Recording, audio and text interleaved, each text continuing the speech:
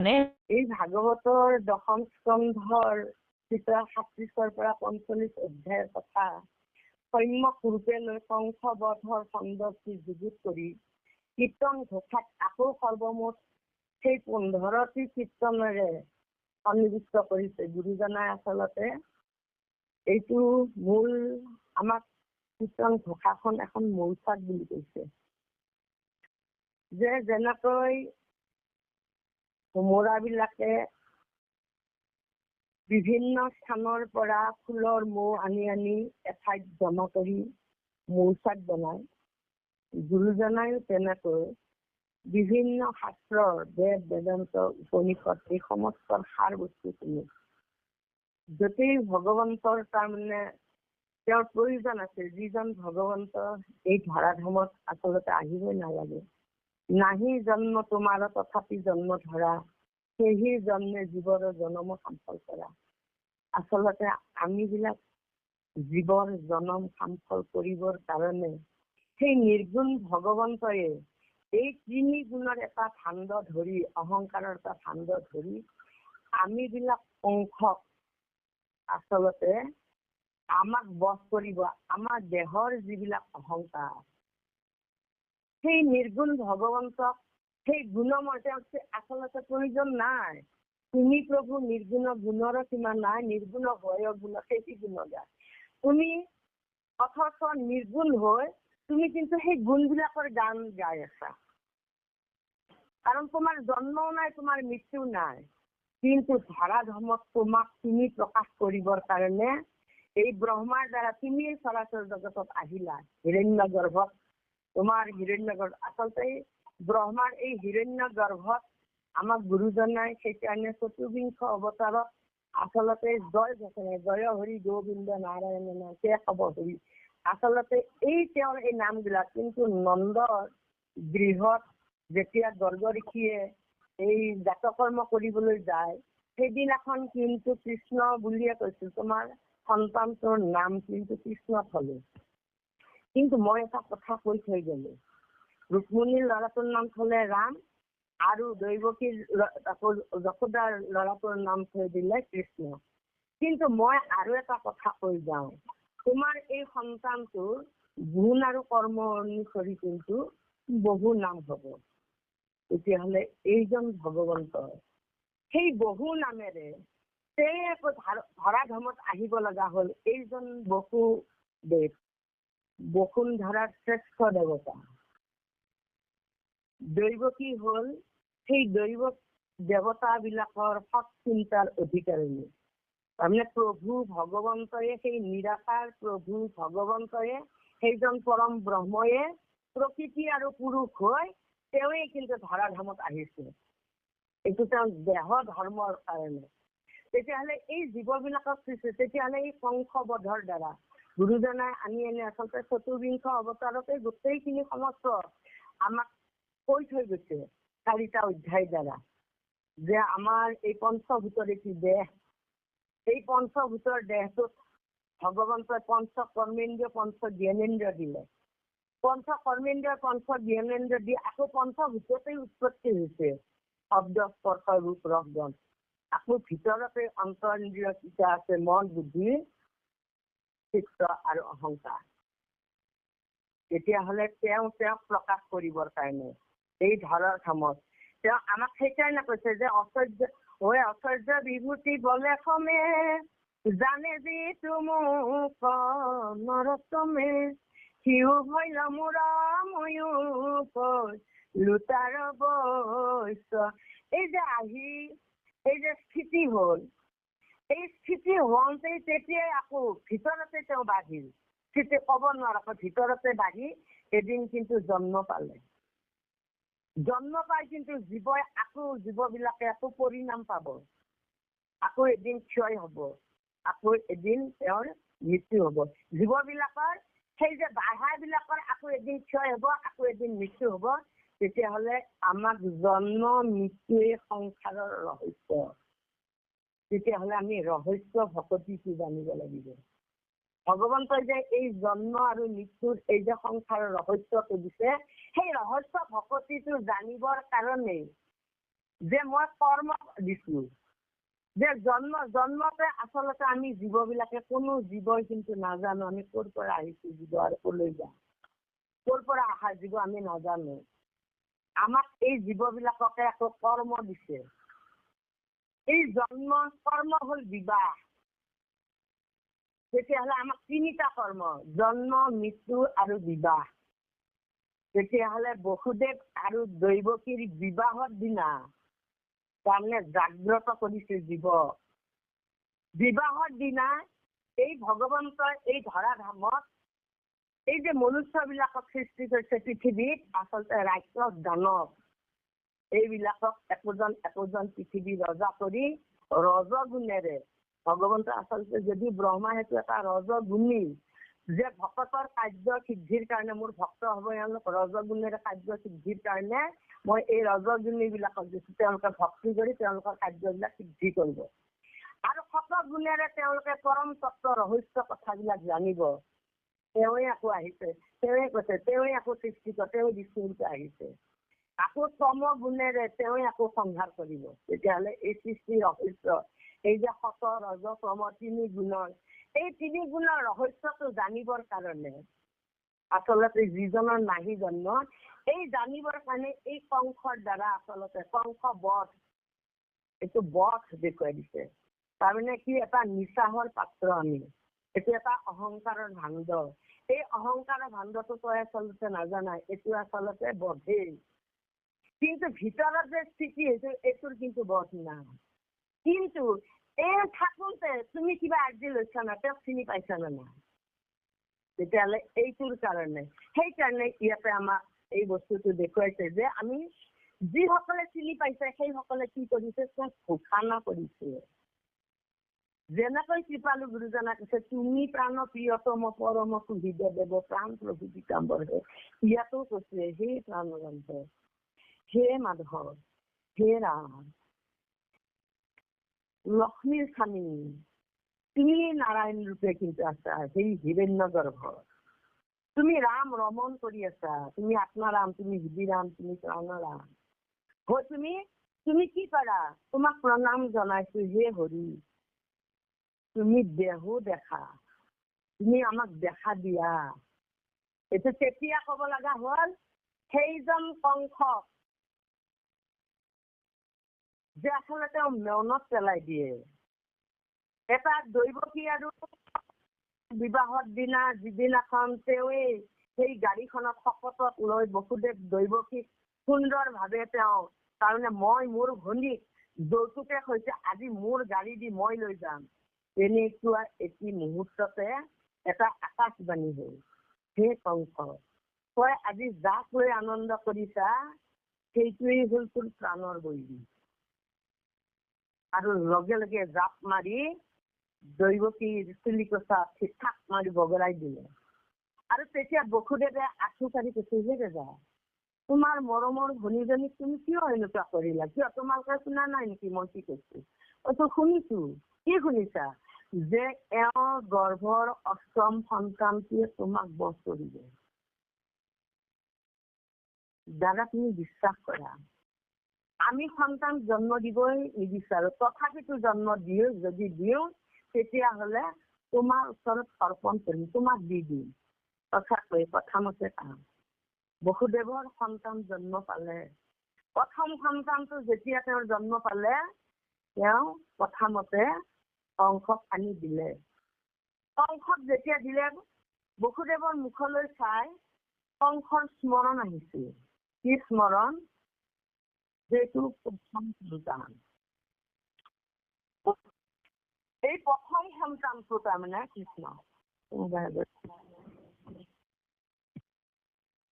গতিকে এইটো প্ৰথম সন্তান, মোৰ প্ৰাণৰ বৈৰী নহয়।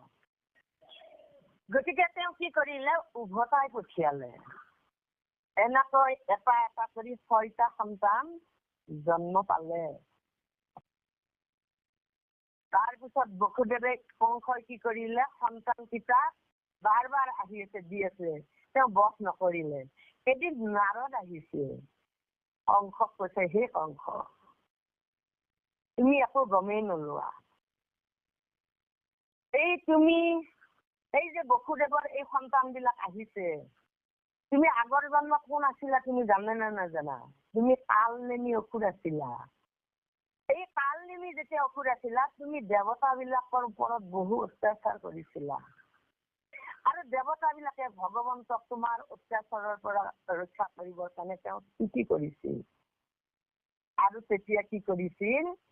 ভগৱন্তই কৈছিল যে তোমালোকে ভয় কৰিব নালাগে, মই দাপৰত যেতিয়া কৃষ্ণ ৰূপে আহিম, তোমালোকে মোক সহায় কৰে, এই অসুৰক নিধন কৰিবৰ কাৰণে তোমালোকে মোক সহায় কৰিবৰ কাৰণে পৃথিৱীত তোমালোকে নৰৰূপে জন্মগ্ৰহণ কৰাবি।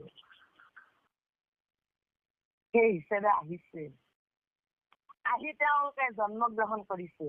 গতিকে এই কংসৰ কাৰাগাৰত সেইজন ভগৱন্তই আহি তেওঁ লীলা কৰিবৰ কাৰণে যেতিয়া এইটো কথা নাৰদে কৈ দিলে, তেতিয়া লগে লগে সেই 6জন সন্তানক আখলিয়াই পেলাই শিলত আখলিয়াই মাৰি পেলালে।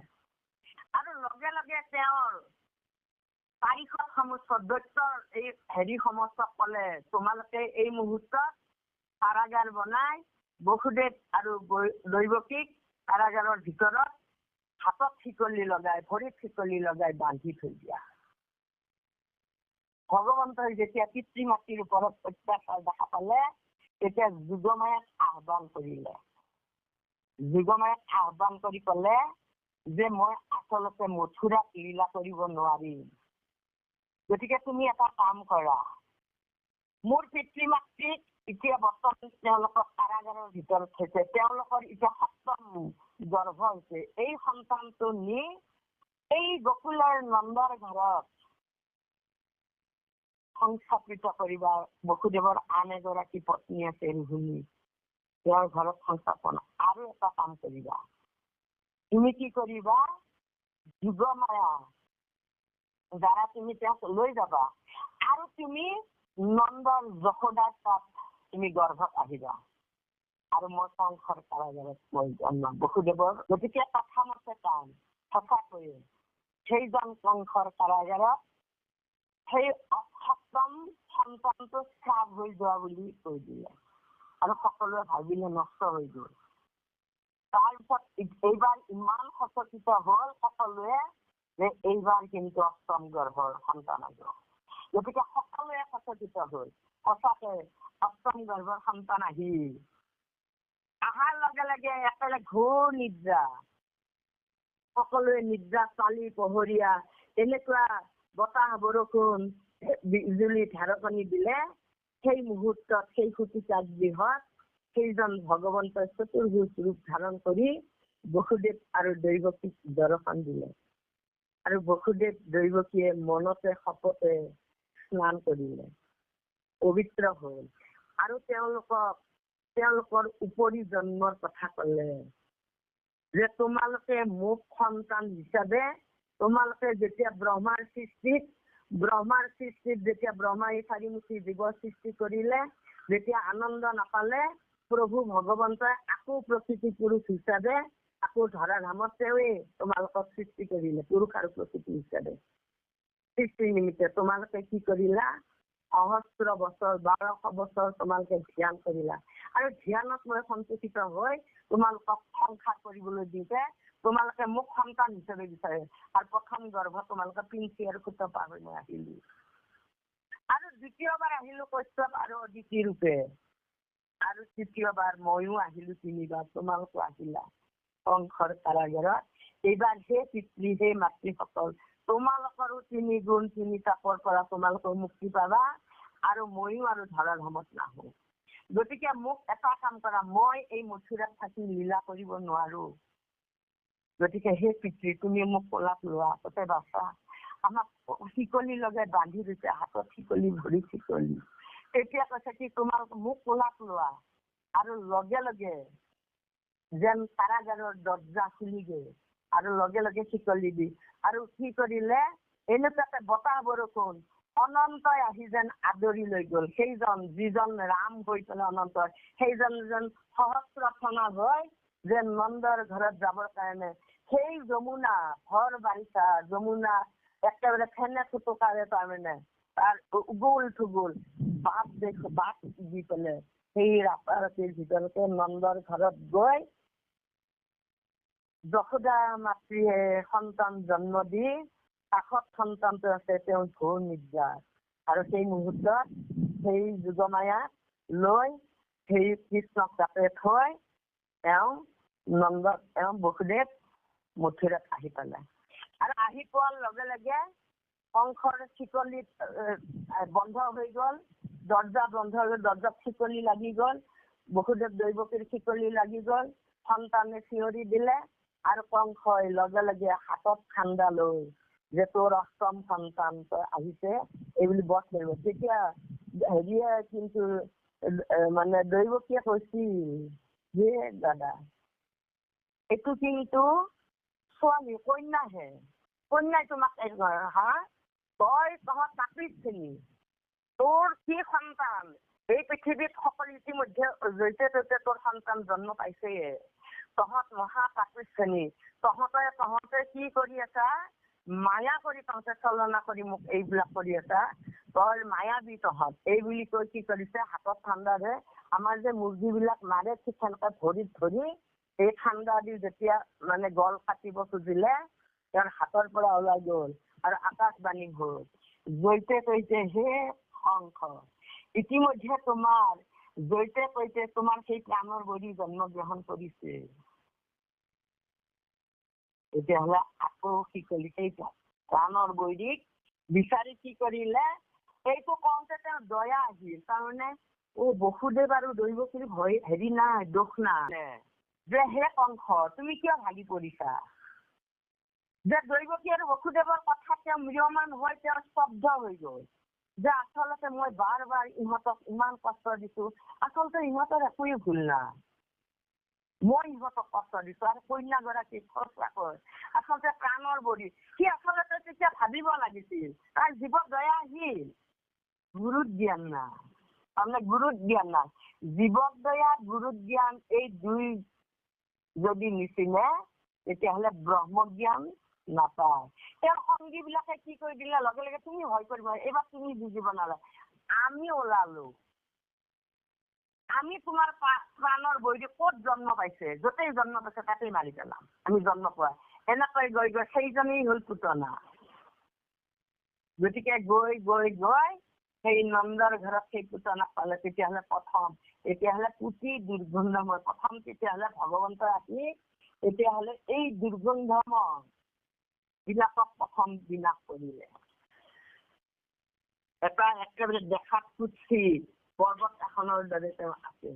তেতিয়াহ'লে চৰাচৰ জগতত সেইজন প্ৰাণৰ বান্ধৱ আমি প্ৰতিটো গুৰুজনাই আমাক সেইকাৰণে তাত 15টা কীৰ্তনৰ দ্বাৰা দেখুৱাইছে।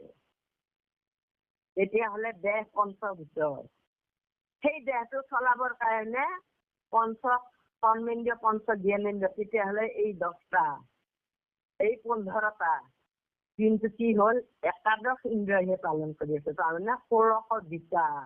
তাৰ কাৰণে আমাৰ দেহত এই 16 বিকাৰ, তাৰমানে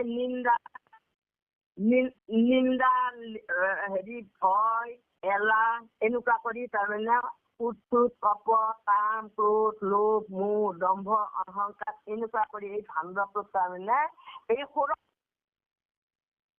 নাশ কৰিবৰ কাৰণে প্ৰভু ভগৱন্তই আমাৰ কৃপালু গুৰুজনাই ত্ৰিভুৱন বন্দন দৈৱকী নন্দন জু হৰি মাৰ লোকাংশ জগজন তাৰণ দেৱ নাৰায়ণ শংকৰ তাকেৰি অংশ। এই যে দৰ্গ ঋষিয়ে কৈছিল যে তোমাৰ ল'ৰাৰ কিন্তু গুণ আৰু নাম অনুসৰি পৃথিৱীত বহু নাম পাব। তেতিয়াহ'লে কৃপালু গুৰুজনাই আমাক কি কৰিলে, তেওঁ আহি পেলাই আমাক ধৰ্ম চাৰি ফুটি দিলে, কিন্তু ধৰ্ম আৰু জ্ঞানটো কিন্তু পৃথিৱীৰ পৰা লৈ গল ভগৱন্তৰ ধাৰাধামৰ পৰা। কি থৈ গল? গুণ নাম থৈ গল। সেইজন আদি সত্য যুগত যিসকল দেৱতাই ভগৱন্তৰ সেই নামটোক বেকত লুপ্ত কৰি থৈ দিছিল, সেই নামটো কোনে লুপ্ত কৰিছিল, কাৰ দ্বাৰা কৰিছিল? শিৱৰ দ্বাৰা, শংকৰৰ দ্বাৰা। আৰু শংকৰে তেতিয়া বৰ দুখ কৰিছিল। আৰু তেতিয়া ভগৱন্তই কৈছিল তুমি দুখ কৰিব নালাগে, মই যে বিনাশ হম, বিনাশটো হবই, কিবা কৰিলে কিবা হব। কিন্তু এই লুপ্ত কৰা নামটোক আকৌ তুমি যদি বিচাৰিছা তেতিয়াহ'লে মই তোমাৰ নামটো লৈ আকৌ লুপ্ত কৰা নামটো তোমাৰ পদত প্ৰকাশ কৰিম। তেতিয়াহ'লে এই তিনি যুগত সত্য ত্ৰেতা দ্বাপৰ তিনি যুগত দেৱতাৰ অনুসৰি তাৰমানে চলিল। তাতে তপ জপ ৰাগ যজ্ঞ হোম ব্ৰত চব চলিল। কিন্তু কলি যুগত একমাত্ৰ শংকৰ ৰূপে আহি এই প্ৰভু ভগৱন্তৰ নাহি জন্ম তোমাৰ তথাপি জন্ম ধৰা সেই জন্মে জীৱৰ জন্ম সামফল কৰা। আমাৰ জীৱবিলাকৰ জন্ম সামফল কৰিবৰ কাৰণে ভগৱন্তৰ লীলা চৰিত্ৰবিলাক আচলতে ভাগৱতত বাকমূৰ্তি কৰি থৈ দিলে। গুৰুজনাই এই আচলতে ভাগৱততে থাকিব লাগে। কিন্তু এইখন সৰু ঘোষা যাতে আমি যেতিয়াই তেতিয়াই লৈ ফুৰিব পাৰিম। কিছুমান খণ্ডত ভাগ কৰি আমাক তাৰমানে তেওঁৰ নামবিলাক এই যে গুণ আৰু কৰ্মহৰি তেওঁ যে বিভিন্ন নাম পাইছে সেই নাম আমি অনবৰতে ঘুচি থাকিব লাগিব। সেই নামবোৰ যদি ঘুচি থাকোতে থাকোতে এদিন আমাক কৈছে শৰণত নাম পায় ভজনত কিন্তু ৰূপ পায়। তেতিয়াহ'লে ভকতে কি কৰে দৰ্শন বিচাৰিছে। দৰ্শন কি দিব ভগৱন্তই তোমালোকে মোক ভজি থাকোতে থাকোতে থাকোতে থাকোতে এদিন তোমালোকে মোৰ এটা শৰীৰ তোমালোকৰ দেহত থকা এই চৰণৰ পৰা মস্তকলৈ সেইটোৱে মই আকৌ তোমালোকৰ হৃদয়ত মই অলংকাৰে সহিত তোমালোকক দেখুৱা। আৰু যেতিয়া অলংকাৰে সহিতে তোমালোকৰ চৰণৰ পৰা মস্তকলৈ তোমালোকে মোৰ সেই ৰূপটো হৃদয়ত দেখা পাবা চতুৰ্ভুজ ৰূপেৰে, সেই চতুৰ্ভুজ ৰূপটো যেতিয়া একান্ত ভাৱে তোমালোকে হৃদয়ত এইটো ভাৱনা কৰিব পাৰিবা তেতিয়া তোমালোকৰ সেই যিসকলে ভাৱনা কৰিব পাৰিব সেইসকলে এই জন্ম আৰু মৃত্যুটো কাৰণ তোমাৰ সৎগময় তম তোমাৰ জ্যোতিগময় মৃত্যুমা অমৃতংগময়। তেতিয়াহ'লে মৃত্যুটো অমৃতলৈ লৈ যাব। আমি তেতিয়াহ'লে অমৃতৰ সন্তান। ইয়াতো আমাক সেইকাৰণে দেহু দেখা হৰি কৰো প্ৰণাম। হে প্ৰভু তুমি আমাক দেখা দিয়া, তোমাক আমি প্ৰণাম কৰো।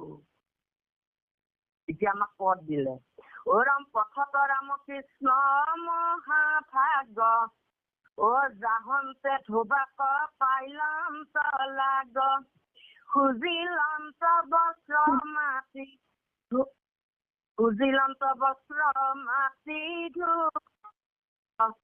জিউ ভালবাসি বস্ত্ৰ আমাক ঐ আজি যাবে বস্ত্ৰ পৰশ দান কৈবেক পৰম তোৰ কল্যাণ এহি বুলি বস্ত্ৰ খুজন্ত হৰি দুৰ্মুখ ধুবা মাতে ক্ৰোধ কৰি।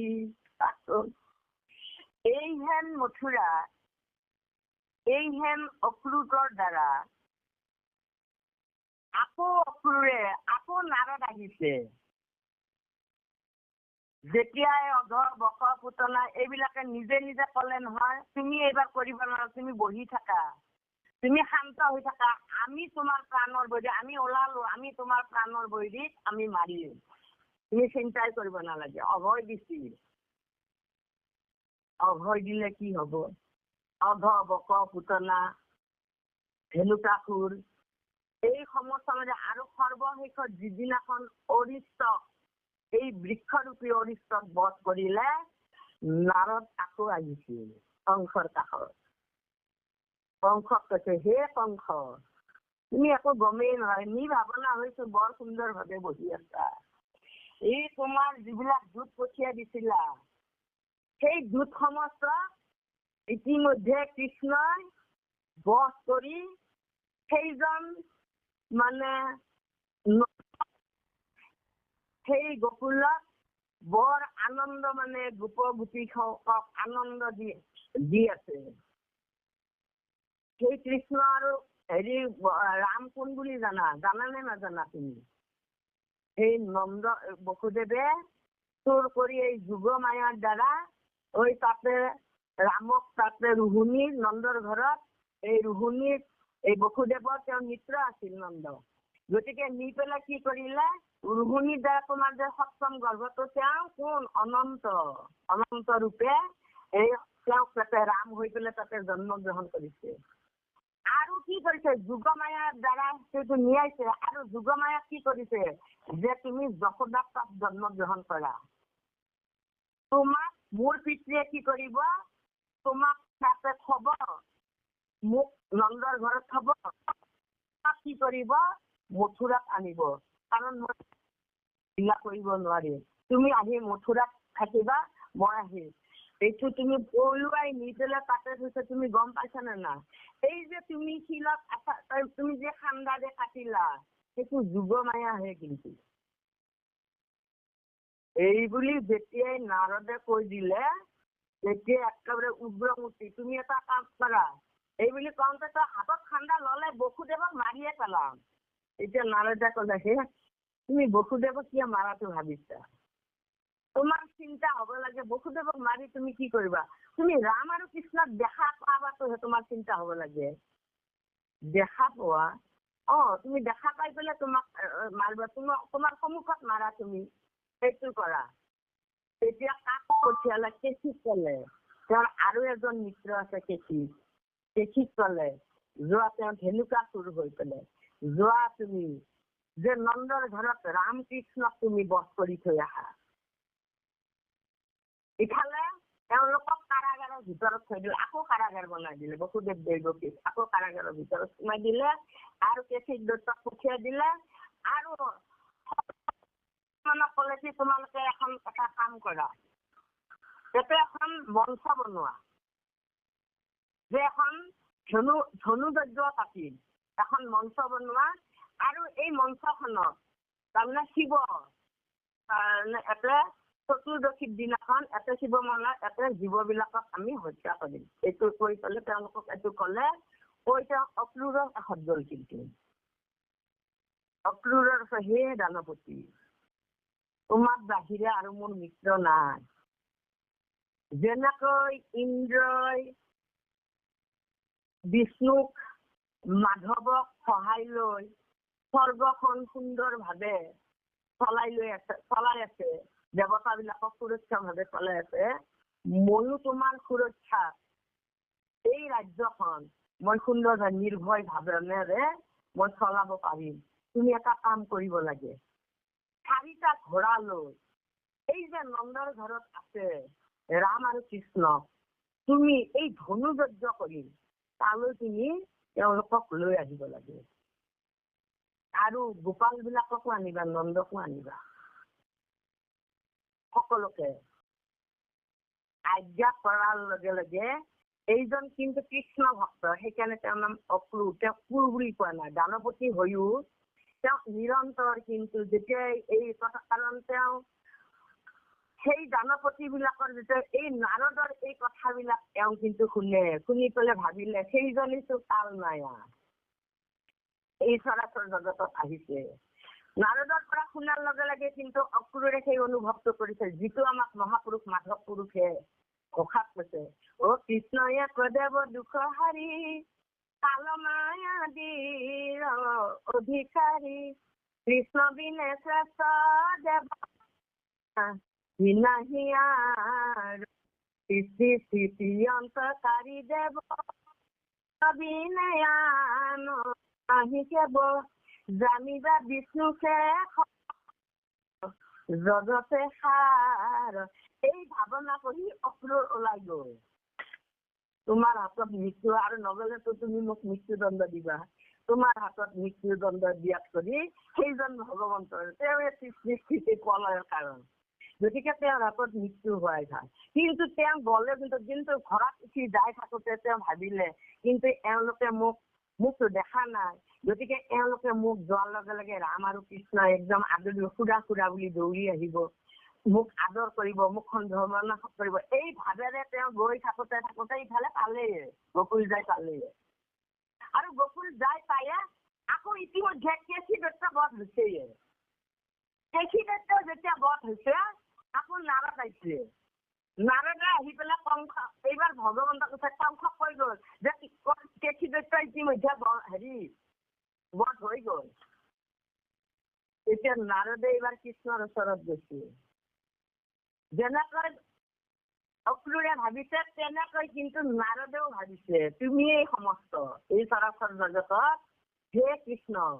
কৃষ্ণই আকৌ দেৱ দুখ হাৰি কালো মায়া বীৰ অধিকাৰী কৃষ্ণ, তুমি এই চৰাচৰ জগতত দুখ হৰণ কৰোতা, তোমাৰ ভক্ত বিলাকৰ দুখ হৰণ কৰোতা, দুৰ্যোগ বিলাকক বিনাশ কৰোতা, ধৰ্ম সংস্থাপন কৰিতা। গতিকে এই অহাকালি অক্ৰূৰ আহি পাব। প্ৰভু যে অক্ৰূৰে আহি প্ৰথম তোমাক ধোবা, তুমি ধোবাটোক বধ কৰিবা। তেতিয়াহ'লে এই কথাটো আগজাননী দিয়ে জীৱ বিলাকক। তেতিয়াহ'লে আমাৰো জীৱনৰ মৃত্যুটোৰ আগজাননী দিয়ে কিবিলাকে ক বাপ পিত্ৰ। যেতিয়া চকু নেদেখা হম, কাণে নুশুনা হম, ভৰিহঁতে আগৰ দৰে যাব নোৱাৰা হম, গাল বিলাক খতৰা খুটিৰি হব ছাল বিলাক, তেতিয়া আগজননী দিয়ে যে আমি কিন্তু মৃত্যু হম। তেতিয়াহ'লে মৃত্যুক জয় কৰিব লাগিলে আমি কি কৰিব লাগিব? আমি চেষ্টা কৰো নে নকৰো? নকৰো। গতিকে ইয়াতো এওঁ চেষ্টা কৰে না এই দানৱে। কৃষ্ণই কিন্তু মনত পেলাই দিছে, হে ধোবা ইমান সুন্দৰ সুন্দৰ, তুমি সদায় এইজন ৰজা ইমান সাজবাৰেৰে শোভিত কৰি থৈ দিছা, আজি তেওঁক শোভিত কৰিব নালাগে দিয়াচোন, তোমালোকৰ ৰাজ্যত মই আহিছো, এই কাপোৰ বিলাক মোকে দিয়া। আৰু তুমি যদি এইটো দান কৰা তেতিয়াহ'লে তোমাৰ কিন্তু কল্যাণ হব। কৈছে কিন্তু নকলে ভুল হব। কাৰণ সমস্ত ভূতৰে তুমিছে আত্মা হৃদয় পৰম গুৰু, তথাপি সেৱা অনুসাৰে কৃপা কৰাৰ জন্য কল্পতৰ। ভগৱন্তৰ যেন দোষ নধৰে, যেন মোক কোনো জীৱই যেন দোষ ধৰিব নোৱাৰে। কাৰণ জীৱ বিলাকৰ সেৱা অনুসৰিহে জীৱ বিলাকৰ জন্ম মৰণ। গতিকে এইটো তেওঁক মানে অৱগত কৰাইছে যে কি অৱগত, তোমাৰ কল্যাণ হব। কিন্তু পেহী বুলি বস্ত্ৰ পৰ্যন্ত ভৰি দুৰ্মুখত হবা মাতে ক্ৰোধ কৰি দুৰ্মুখ। বাহিৰে ভিতৰে চিনি পোৱা নাই, বাহিৰতো চিনি পাইছে, ভিতৰতো চিনি পোৱা নাই। তাৰ চৈতন্য শক্তিৰ কাৰণে ই বাহিৰত ইমান সুন্দৰ ভাৱে চলি আছে, জীৱিকা কৰি আছে, সি ভিতৰতো চিনি পোৱা নাই। গতিকে ই দুৰ্মুখ। এই দুৰ্মুখক কি কৰিলে? ক্ৰোধ কৰিলে ভগৱন্তৰ। অ কিনো মহামূঢ় তোৰা গোৱাল, পৰ্বত বনত সপহতাল, মাৰিবাক লাগি নাহি কেত্ৰা, ৰাজাৰ বস্ত্ৰ পিন্ধি দে চাক। ভৰ্ৎসনা কৰিলে। কি ভৰ্ৎসনা? যে তহঁত গোৱাল জাতি ইমান মূৰ্খনে, অনবৰত গৰুৰ লগত থাকেতো, একেবাৰে গৰুৰ দৰে তহঁতে পৰ্বত বনত এইবিলাকতে জীৱন নিৰ্বাহ কৰি থাকা, মৰিবৰ কাৰণে ভয় কৰা নাই।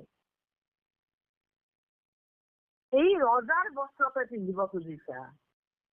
গতিকে তেওঁহে আৰু দুৰ্যোগ অৱতৰিলে।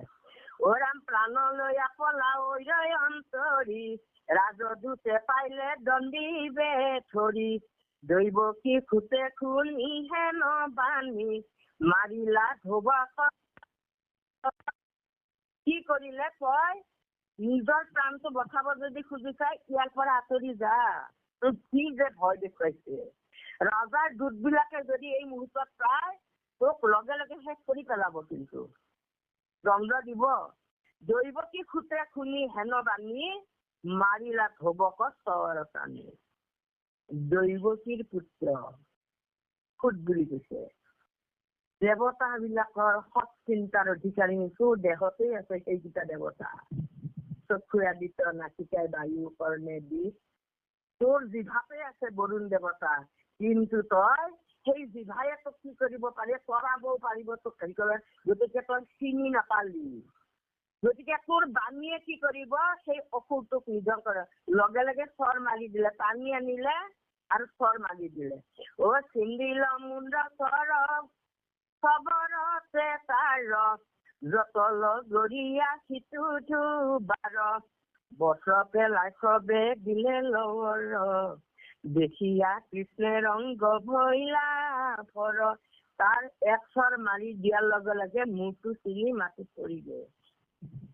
আৰু লগত যিবিলাক তাৰ পালি পহৰীয়া আছিল ধোবাৰ, সিহঁতে ভয়তে সকলো তাতে ঠেক্কা মাৰি কয় পলা নিজে নিজক বচালে কবাবিলাকে কাপোৰবিলাক তাতে থৈ সিহঁতে নিজে নিজক বচালে অ ৰাম বস্ত্ৰ পেলাই খবে দিলে লৱৰ দেখিয়া কৃষ্ণ ৰংগ ভৈলা বৰ যেতিয়া এই লগৰীয়াবিলাকে বস্ত্ৰবিলাক পেলাই থৈ গুচি গ'ল তেতিয়া কৃষ্ণ বৰ আনন্দিত হৈ গ'ল ভালবাসি বস্ত্ৰ লৈলা দুফাৰ গোৱাল খবক দিলে পেঘাৰ অ দেখকাৰে আহি পিন্ধাই বস্ত্ৰক পচাইলা ৰংগে ৰাম মাধৱক গতিকে ভাল ভাল কাপোৰবিলাক দুইজন ভাই ৰাম আৰু কৃষ্ণই বুটলি ললে আৰু বাকী যিবিলাক পেলাইছে সেইবিলাকে গোৱালবিলাকো ললে তেওঁলোকেও ললে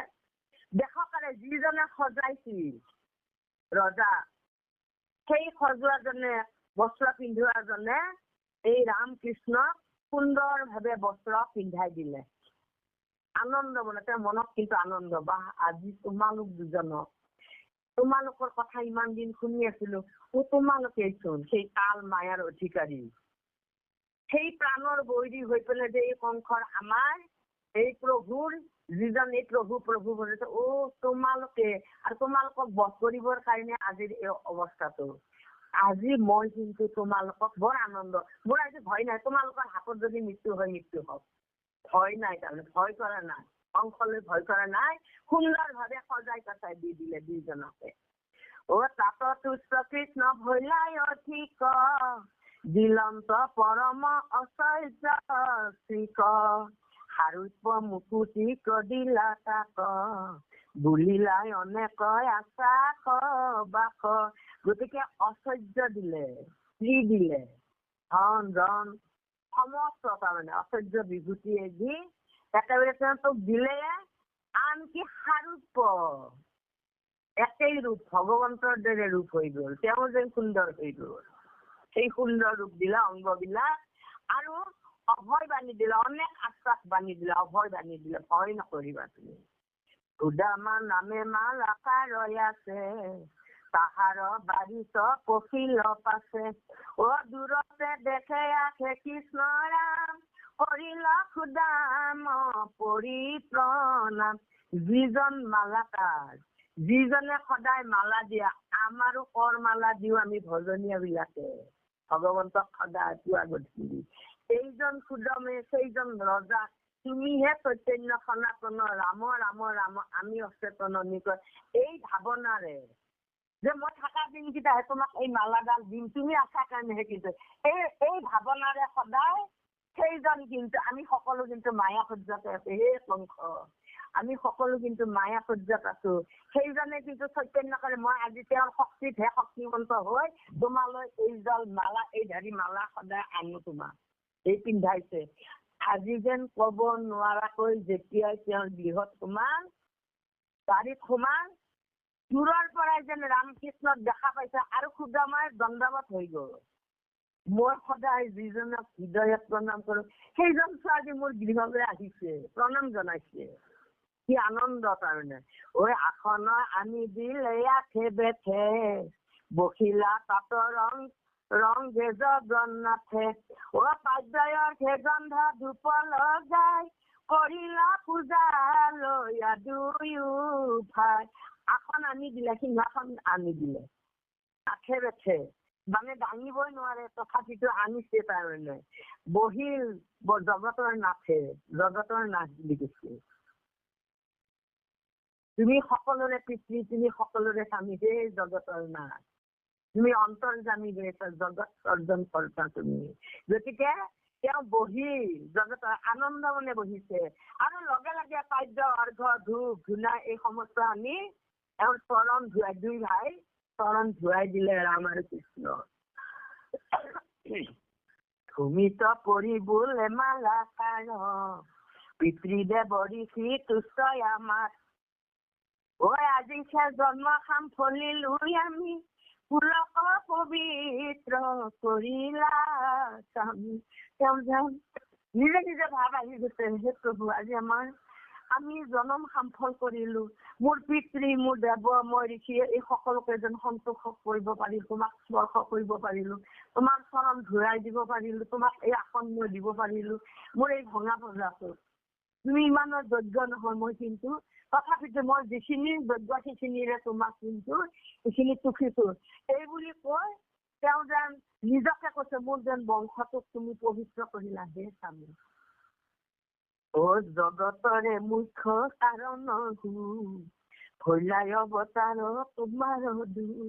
তুমি জগতৰ তোমালোক দুটা কাৰণ হয়, আমাক সেইকাৰণে গুৰুজনাই চতুৰ্বিংশ অৱতাৰত আমাক তাতেই পথ দুটাই দি থৈছে, আমি আৰু একো ভাবিবই নালাগে।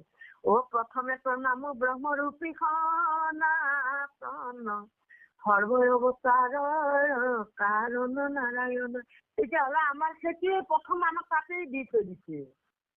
আমি প্ৰণাম জনাব লাগে, হিৰণ্য গৰ্ভৰ পৰা আমাৰ ভিতৰতে উৎপত্তি হৈছে, ব্ৰহ্মাই যিটো স্মৰণ কৰিছিল। তেতিয়াহ'লে সেইজন নাৰায়ণ আমি শব্দ ব্ৰহ্মক আমি ল'ব লাগে। শব্দ ব্ৰহ্ম কি? নাৰায়ণ পৰায়ণ হ'ব লাগে। যেতিয়া শব্দ ব্ৰহ্মক আমি আশ্ৰয় লম, আমাৰ দেহত থকা শত্ৰুকেইটা কি হ'ব? নিজে নিজে কি তাৰমানে ক'ব নোৱাৰাকৈ মৰহি যাব। দেহতে আছে কিন্তু শত্ৰুকেইটা, চকু, দুই চকু, দুই কাণ, দুই নাসিকা, জিভা, কাণ। কাৰণ এইকেইটা শত্ৰুৰ কাৰণেহে আমি আচলতে নোৱাৰো। কাৰণ আমাক মাধৱ পুৰুষে কৈছে, অ ৰূপ আদি এ পঞ্চবাণে হৃদয় মাজে হামু কুচালু টানে। এই শব্দটোৰ হৃদয়ত খেল লগাই দিছিল কাৰ? কংস। অনুভৱ অনুশোচনা নকৰিলে সেই খেলটো। অনুভৱ অনুশোচনা নকৰি বাহ্যিক ৰূপ ৰসক নিবাৰণৰ কাৰণে হাবাথুৰি খাইছুৰি। গতিকে আমি বিলাক কংসক কিন্তু গুৰুজনাই কৈছে, তহঁতক কিন্তু সেই কংসক ভগৱন্তই বধ কৰিছিল। আমি ভগৱন্তই কি কৈছে? শ্ৰৱণ কীৰ্তন কৰি বৈকুণ্ঠক যায়, ধৰ্ম অৰ্থ কাম মুখ্য সবে আছে পাৰ। যদি গুৰুক ভজি পেলে, কাৰণ জীৱক দয়া গুৰুৰ জ্ঞান এই দুই চিনি পালে পাই ব্ৰহ্ম জ্ঞান। যদি গুৰু ভজিছা, জীৱক যদি দয়া কৰি গুৰু ভজিছা, গুৰুৱে আমাক চাৰি বস্তু দেখুৱাই দিব। গুৰুক পালে গুৰুৱে দেৱক দিব, দেৱই নামক দিব, নামে ভকতক দিব। আৰু তেতিয়া কি ভকতে কি কব? ধৰ্ম অৰ্থ কাম মুখ্য জ্ঞান বিজ্ঞান তদন ৰহস্য, অ ৰহস্য ভকতি।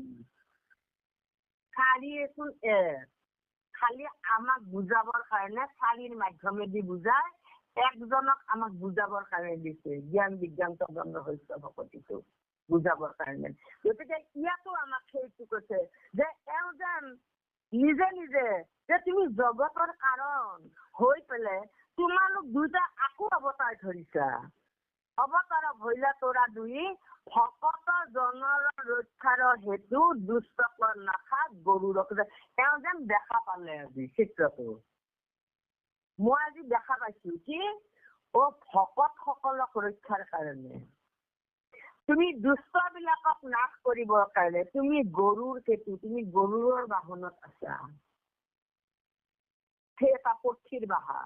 তেতিয়াহ'লে আমাৰো এই দেহ বৃক্ষত দুটা পক্ষী থাকে। এটাই খাই লৈ নোজোকা হৈ আছে, আৰু এটাই কিন্তু ভিতৰতে কিন্তু শুকাই খিনাই যোৱা বুলি ভাবিছো, যদি শুকাই খিনাই যোৱা নাই। সেইটো কিন্তু নোজোকা হোৱাটো কিন্তু এদিন কি হব? শুকাইও যাব, খিনাইও যাব। তেওঁ অপেক্ষা কৰি থাকে, সেই সময়লৈকে মই ৰখি থাকো, কিজানি সেইটো সময় আহিলে তই কিজানি নাম ল। সেই ব্যাধি বিলাক সেইকাৰণে দিয়ে আমাক দুখ কষ্ট বিলাক সেইকাৰণে দিয়ে, জনম মৰণ সেইকাৰণে দিলে ভগৱন্তৰ এই জন্ম পৰাজয় এইবিলাক যে আমাক দুটা দুটা যে দিছে, আচলতে মই মোক জানিবৰ কাৰণে।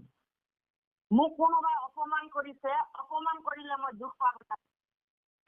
মোৰ কৰবাত কিবা অপৰাধ হৈছে, সেইকাৰণে আজি তেওঁ মোক অপমান কৰিছে। সেইটো কাৰণে অপমানটোত আমি সদায় নিজক চাব পাৰিব লাগে।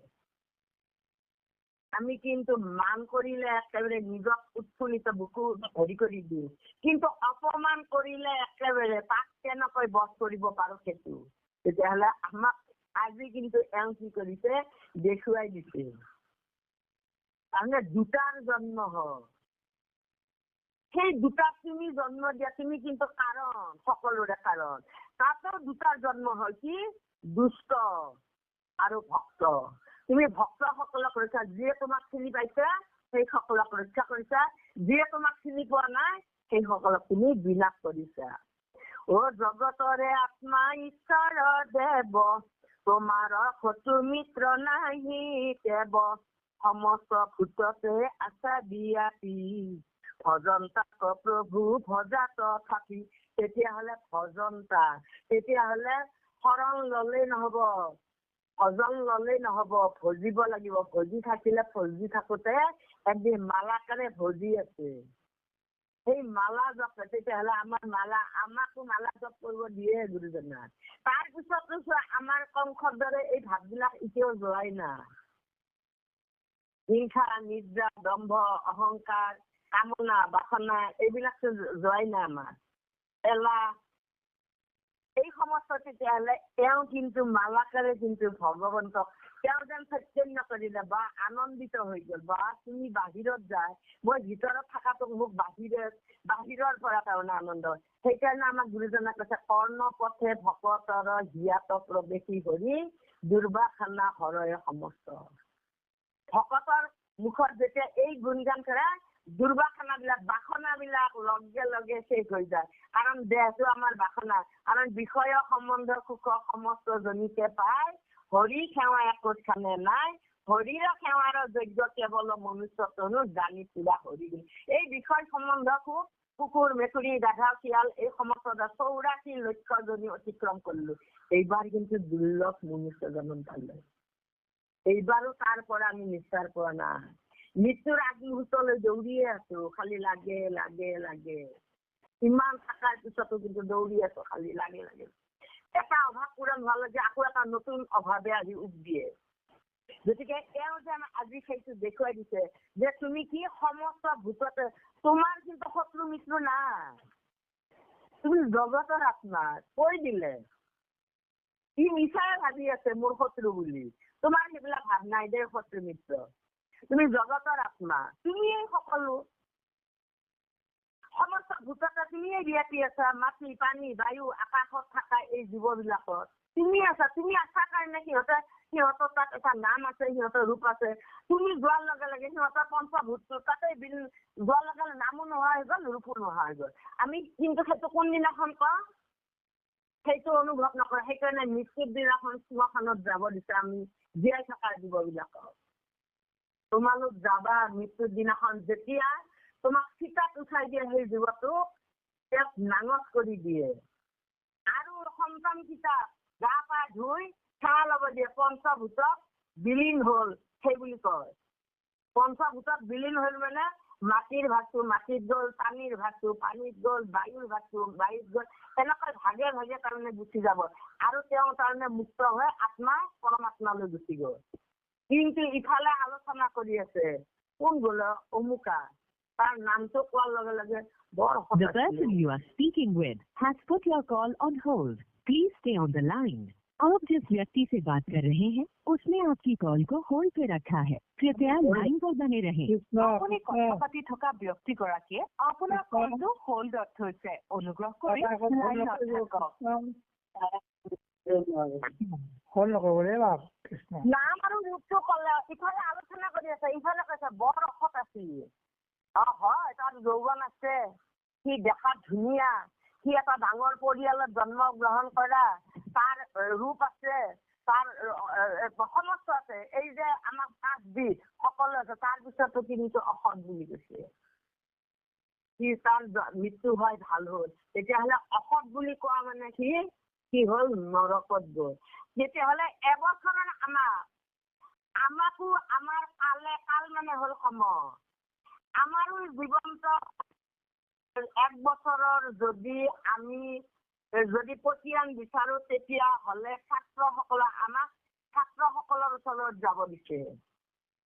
যে ছাত্ৰসকলে এবছৰত যদি তুমি হিচাপ ল'ব খুজিছা এজন ছাত্ৰৰ ওচৰলৈ যোৱা ছাত্ৰজনে পৰীক্ষাৰ ৰিজাল্ট দিব দিনাখন যদি উত্তীৰ্ণ হৈছে তেতিয়াহ'লে তুমি বুজিবা আৰু যদি অপূৰ্ণ হৈছে তেতিয়াহ'লে বুজিবা ল'ৰাটোৰ অনুশীলনটো কি তেতিয়াহ'লে আমাকো কৃপালু গুৰুজনাই কৰ্ম মন আৰু বাক্য দিছে অনুশীলন কৰিবৰ কাৰণে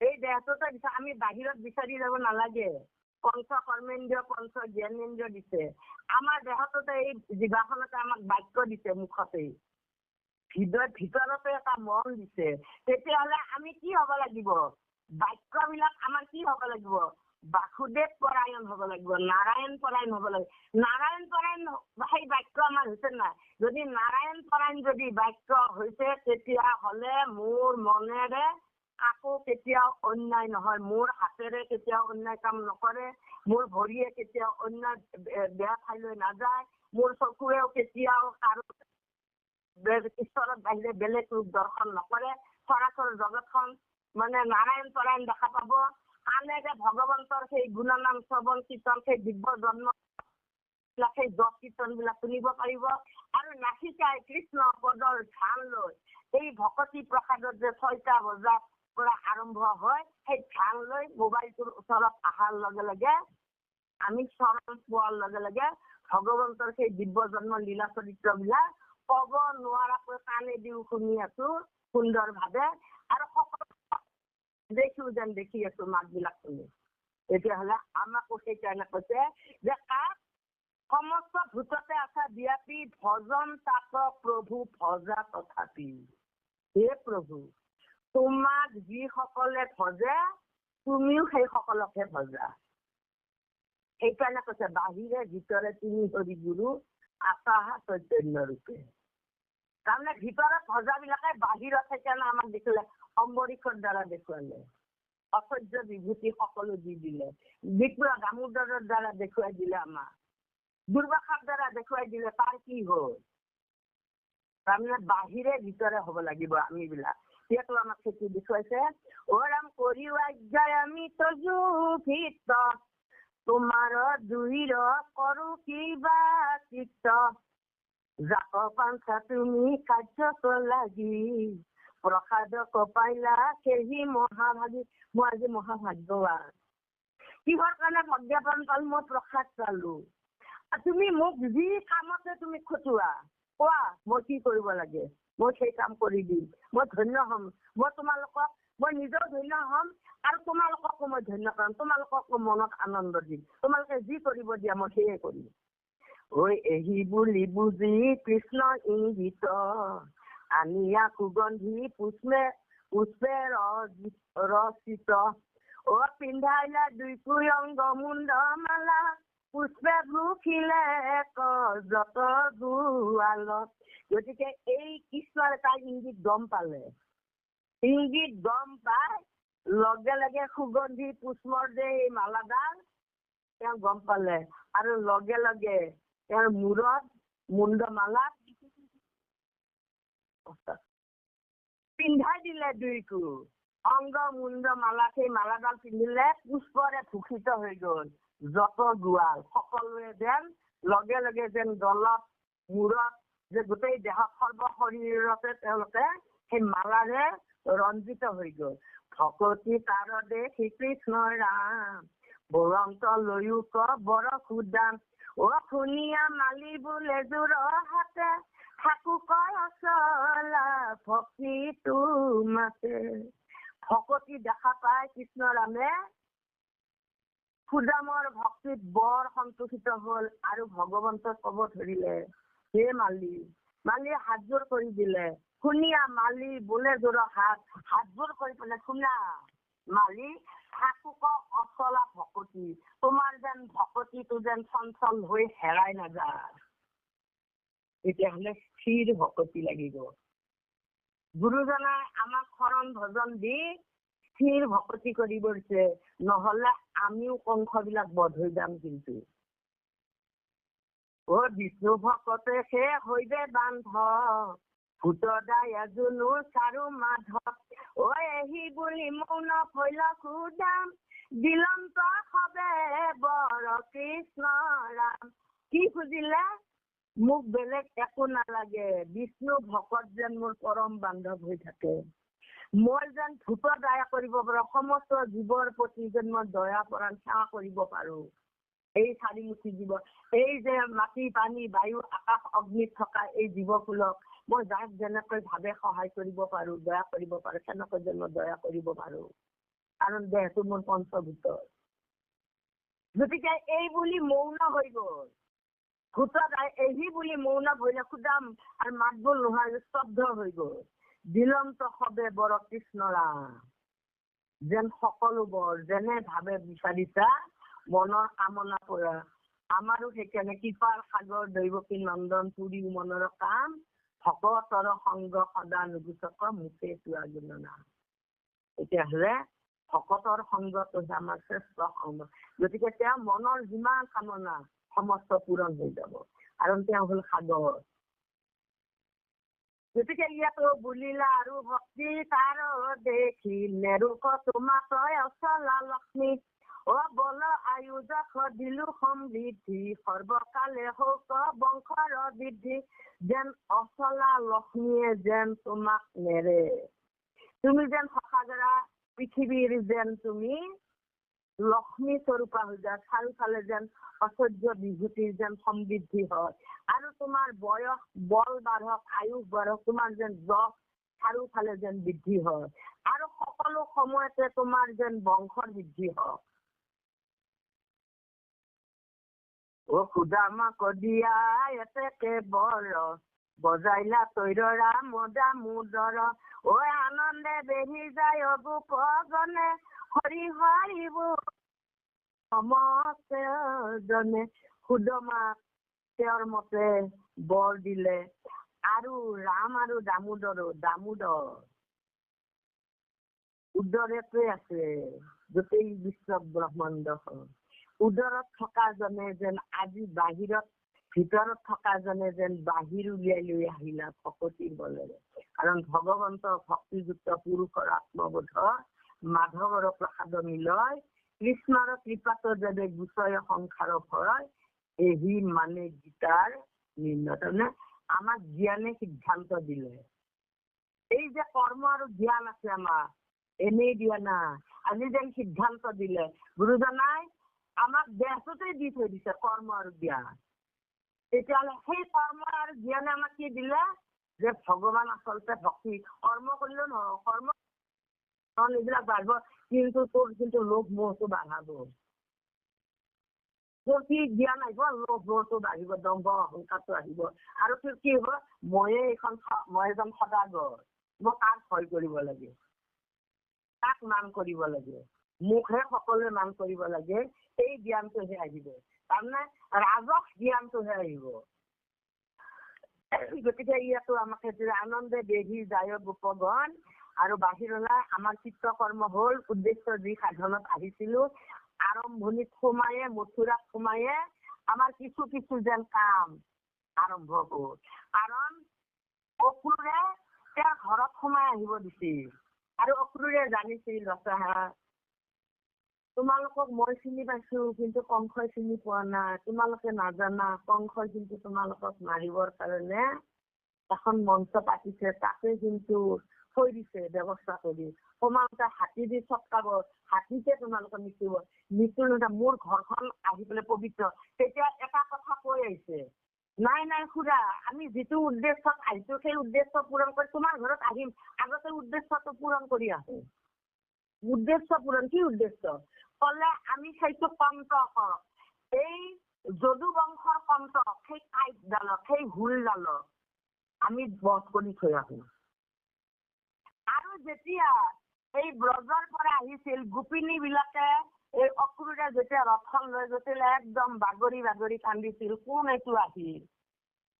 সেইবাৰ আহিল এইবাৰ আহি পেলাই আমাৰ এই হেৰিত লৈ যাব, এই বুলি ইমান বাগৰি বাগৰি কান্দিছে, আমাক বিচ্ছেদ হব, আমি দেখা নাপাম, আমি আৰু লগ নাপাম, মথুৰাৰ পৰা আহিছো তাতে জন্মভূমি আৰু ই তেওঁ নাহে, এই বুলি কান্দি কান্দি একদম তেওঁলোকে হাবা ফেৰি খাই দিছিল। তেতিয়া কিন্তু বাকী নন্দ পিতৃক কৈছিল, হে পিতৃ, আমি বাৰু খুৰাৰ ৰথখনত উঠিম, দাদা আৰু মই।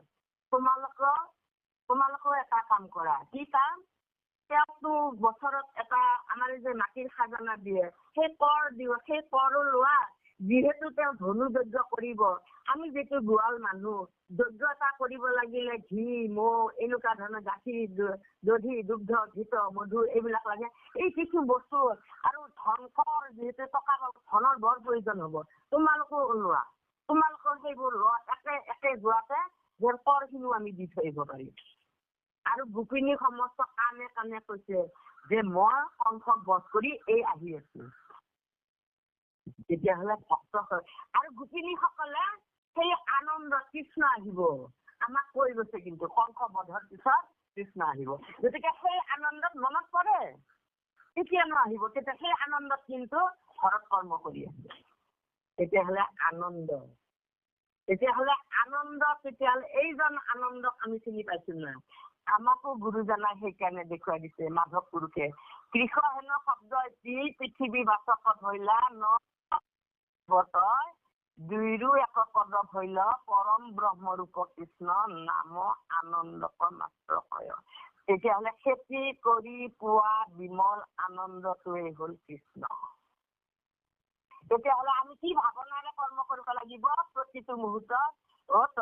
ঈশ্বৰ হৰি চৈতন্য স্বৰূপ কৃষ্ণ, লক্ষ্মীকান্ত বিষ্ণু মোৰ স্বামী, তোমাক বান্ধৱ জানি তোমাৰ আজ্ঞা মানি, তোমাৰ প্ৰীতিৰ অৰ্থে আমি প্ৰভাতে উঠিয়া প্ৰভু সাংসাৰিক কৰ্মজাত, অনুবৰ্তি কৰিব যতনে, তুমি প্ৰভু দীনবন্ধু কৰ্মৰ ঘাতক দুখ, সমিবাহা নিজকে